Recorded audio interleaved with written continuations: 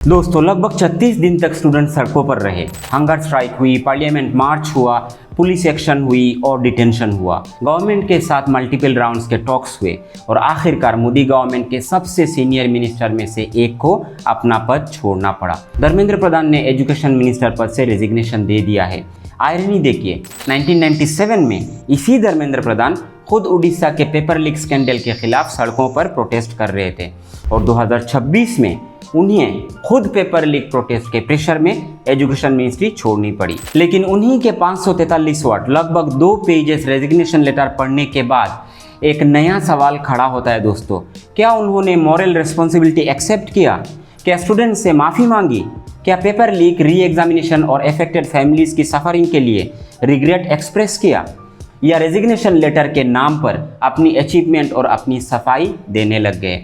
क्योंकि प्रेशर में रेजिग्नेशन देना और खुद अकाउंटेबिलिटी एक्सेप्ट करना एक चीज़ नहीं होता। हेलो दोस्तों, मेरा नाम डॉक्टर मुर्शिद है और आज हम धर्मेंद्र प्रधान के रेजिग्नेशन, उनके लेटर, सीजेपी मूवमेंट और पूरे डेवलपमेंट के पॉलिटिकल मीनिंग्स को फैक्ट के साथ समझेंगे। तो दोस्तों, धर्मेंद्र प्रधान कोई जूनियर मिनिस्टर नहीं है। वो 2014 से मोदी गवर्नमेंट का हिस्सा रहे हैं और 2021 में एजुकेशन मिनिस्टर बने। इसलिए उनका रेजिग्नेशन सिर्फ एक मिनिस्ट्री चेंज नहीं है दोस्तों, ये मोदी गवर्नमेंट के लिए एक मेजर पॉलिटिकल कंसेशन है।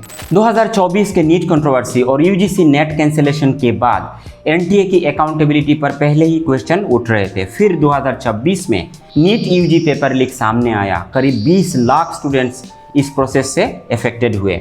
एग्जाम कैंसिल हुआ और री एग्जामिनेशन कंडक्ट कराया गया। सीबीआई इन्वेस्टिगेशन और अरेस्ट हुई। लेकिन स्टूडेंट का सवाल सिंपल था दोस्तों, हर लीक के बाद इन्वेस्टिगेशन और अरेस्ट होता है, लेकिन लीक होने से पहले सिस्टम इससे रोक क्यों नहीं पाता? पेपर लीक स्टूडेंट का समय, पैसा और सिस्टम पर ट्रस्ट बर्बाद करता है। इसलिए ये सिर्फ क्वेश्चन पेपर लीक का नहीं है दोस्तों, ये इंस्टीट्यूशनल क्रेडिबिलिटी का भी क्वेश्चन है। मई 2026 में सोशल मीडिया आउटरीच के बाद कॉकरोच जनता पार्टी यानी सीजेपी ने इसे एक ऑर्गेनाइज्ड कैंपेन में बदल दिया। 20 जून को दिल्ली के जंतर मंतर पर इंडेफिनिट प्रोटेस्ट शुरू हुआ। मूवमेंट की सेंट्रल डिमांड थी धर्मेंद्र प्रधान का रेजिग्नेशन, इसके साथ इफेक्टेड फैमिलीज के लिए 1 करोड़ कॉम्पेंसेशन, प्रोटेस्टर्स के खिलाफ एफआईआर विड्रॉ करने और एग्जामिनेशन रिफॉर्म्स की डिमांड रखी गई। सोनम वांगचुक के हंगर स्ट्राइक और अपोजिशन सपोर्ट से प्रोटेस्ट को फ्रेश मोमेंटम मिला। लेकिन पार्लियामेंट मार्च और police protest confrontation major turning point बन गया। टीयर गैस, डिटेंशन और इंजरीज की रिपोर्ट सामने आई। कुछ प्रोटेस्टर्स को पैलेट गन भी लगे, जिसकी रिपोर्ट दी हिंदू और दूसरे न्यूज़ आउटलेट ने पब्लिश किया है और राहुल गांधी ने पैलेट गन विक्टिम्स को मीडिया के सामने पेश भी किया है। लेकिन इंजर्ड प्रोटेस्टर्स की इमेज पब्लिक प्रेशर ने इसे बदल दिया। अब ये पेपर लीक से आगे बढ़कर एक यूथ एंगर, एक जेन-ज़ी मूवमेंट बन चुका है। पुलिस एक्शन और सरकार की अकाउंटेबिलिटी का नेशनल इशू बन चुका है। तो दोस्तों, सरकार ने धर्मेंद्र प्रधान का रेजिग्नेशन तुरंत एक्सेप्ट क्यों नहीं किया? क्योंकि उन्हें रिमूव करना डायरेक्ट पॉलिटिकल फेलियर एक्सेप्ट करने जैसा दिख सकता है। इसलिए सरकार ने पहले रेजिग्नेशन के बदले एडमिनिस्ट्रेटिव अनाउंसमेंट से एंगर मैनेज करने की कोशिश की। शायद स्ट्रेटेजी ये था कि इनको इग्नोर करो, टाइम बीता जाएगा, हेडलाइंस बदलेगी और धीरे धीरे मूवमेंट वीक हो जाएगा। लेकिन स्टूडेंट्स नहीं हटे। हंगर स्ट्राइक, अपोजिशन प्रेशर और पुलिस एक्शन ने मूवमेंट को और बड़ा बना दिया। सेंटर ने 20 जुलाई को फॉर्मल टॉक्स शुरू किया। सीजेपी के डिमांड पर negotiation neutral venue constitutional club में शुरू हुआ। Final meeting BJP president JP Nadda और यूनियन मिनिस्टर जितेंद्र सिंह के साथ हुई। सीजेपी के स्पोक्स पर्सन आशुतोष रनका के मुताबिक डेलीगेशन के पहुंचने से पहले ही धर्मेंद्र प्रधान रेजिग्नेशन दे चुके थे। इसलिए फाइनल डिस्कशन मेनली कॉम्पेंसेशन और एफआईआर विड्रॉल पर सेंटर्ड था। यहाँ ये क्वेश्चन लाजमी है दोस्तों, अगर डायलॉग से एग्रीमेंट पॉसिबल था तो स्टूडेंट्स को 1 महीने तक सड़क पर क्यों बिठाया गया? सरकार को स्टूडेंट की बात सुनने के लिए हंगर स्ट्राइक, पुलिस कॉन्फ्रंटेशन और नेशन वाइड प्रेशर की वेट क्यों करना पड़ा? अब आते हैं सबसे इंपॉर्टेंट पार्ट पर, धर्मेंद्र प्रधान के रेजिग्नेशन लेटर पर। लेटर की शुरुआत पे ही धर्मेंद्र प्रधान ने अपनी तारीफ कर डाली। 4 डिकेड के पब्लिक वर्क, एजुकेशन रिफॉर्म और प्राइम मिनिस्टर के तारीफ के फूल बांध दिए। फिर उन्होंने नीट इरेगुलरिटीज के बाद सरकार के स्टेप्स गिनाया। सरकार ने क्या क्या किया? सीबीआई इन्वेस्टिगेशन हुआ, ओरिजिनल एग्जाम कैंसिल करना, री एग्जामिनेशन करना और अगले साल कंप्यूटर बेस्ड टेस्ट मूड कराना, ये भी उनके उपलब्धि का एक पार्ट है। उन्होंने री एग्जामिनेशन को सक्सेसफुल और 16 जुलाई के रिजल्ट को सेटिस्फैक्ट्री बताया। उनको बच्चों की प्रॉब्लम्स नहीं दिखी। अब देखिए प्रधान जी ने क्या लिखा, from day one I took full responsibility and never turned away from the situation. अब ये कब हुआ? लेकिन यही सबसे इंपॉर्टेंट कॉन्ट्राडिक्शन है दोस्तों। वो फुल रिस्पॉन्सिबिलिटी लिखते हैं लेकिन ये नहीं बताते कि उनकी पर्सनल या मिनिस्ट्रियल फेलियर एग्जैक्टली क्या था। हर जगह उनकी फेलियर दिखा, हर वक्त उनकी फेलियर दिखा, हर एग्जाम में वो फेल होते गए। उन्होंने एक बार भी सॉरी शब्द का इस्तेमाल नहीं किया। वो ये नहीं कहते कि मेरी मिनिस्टर के अंडर सिस्टम फेल हुआ, सिस्टम को री एग्जामिनेशन और मेंटल प्रेशर झेलना पड़ा, अफेक्टेड फैमिलीज़ की सफरिंग के लिए मुझे रिग्रेट है।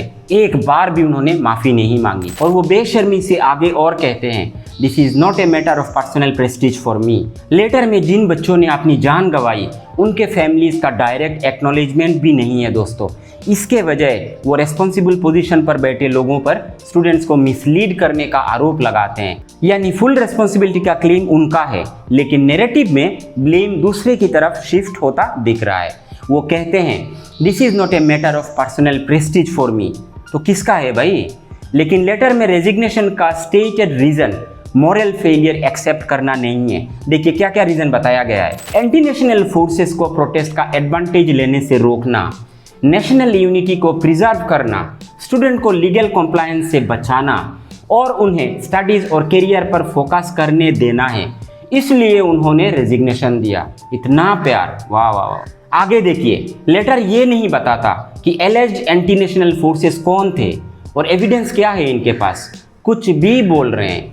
ये फ्रेमिंग और भी ट्रबलिंग है दोस्तों। जिन स्टूडेंट की डिमांड के सामने सरकार को आखिरकार झुकना पड़ा, उन्हीं प्रोटेस्टर्स के बीच एंटी नेशनल फोर्सेस का एक रेफरेंस डाल दिया गया। सरकार ने हर मुमकिन कोशिश की कि इस प्रोटेस्ट को डिस्क्रेडिट किया जाए। एंटी नेशनल बता दिया गया, चाइना से पैसे आ रहे हैं, पाकिस्तान से पैसे आ रहे हैं, फॉरेन फंडेड है, सरोस इसमें शामिल है, कुछ भी बताते रहे लेकिन प्रोटेस्ट जारी रहा। तो दोस्तों ये रेजिग्नेशन लेटर एपोलॉजी से ज़्यादा डिफेंसिव एक स्टेटमेंट लगा। इसमें अचीवमेंट है, गवर्नमेंट एक्शन की लिस्ट है और अपनी इंटेंशन की सफाई है और मोदी जी का भरपूर तारीफ है। रेजिग्नेशन को अकाउंटेबिलिटी के बजाय सेक्रीफाइस की तरह प्रेजेंट किया गया। उन्होंने देश के लिए सेक्रीफाइस किया, बच्चों के लिए सेक्रीफाइस किया, लेकिन ना तो उन्होंने माफ़ी मांगी, ना तो उन्होंने फेलियर की बात की, ना तो उन्होंने रिग्रेट किया, ना जिन बच्चों की मौत हुई उनके ऊपर दुख जताया, कुछ भी नहीं दिखा।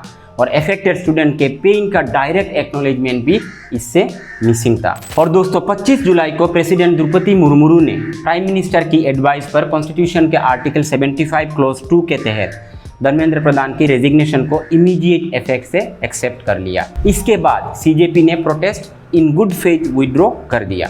रिपोर्ट के मुताबिक सरकार ने कॉम्पेंसेशन, एफआईआर विड्रॉल और एग्जामिनेशन रिफॉर्म्स पर एग्रीमेंट दिया, लेकिन एग्रीमेंट रिटन ऑर्डर और इम्प्लीमेंटेशन अलग चीज होता है। एफआईआर विड्रॉल का रिपोर्टेड एग्रीमेंट पीसफुल प्रोटेस्टर्स और ऑर्गेनाइज को कवर करता है, लेकिन केस वाइज रिटन ऑर्डर अभी जारी नहीं हुआ है। सीजेपी ने एग्जामिनेशन रिफॉर्म्स का 5 पॉइंट चार्टर भी दिया है। अप्रोक्सीमेटली 4 हफ्ते बाद फॉलोअप मीटिंग एक्सपेक्टेड है, दूसरी बार मीटिंग होगी। तो दोस्तों धर्मेंद्र प्रधान के बाद प्रहलाद जोशी को एजुकेशन मिनिस्ट्री का एडिशनल चार्जेस मिला है।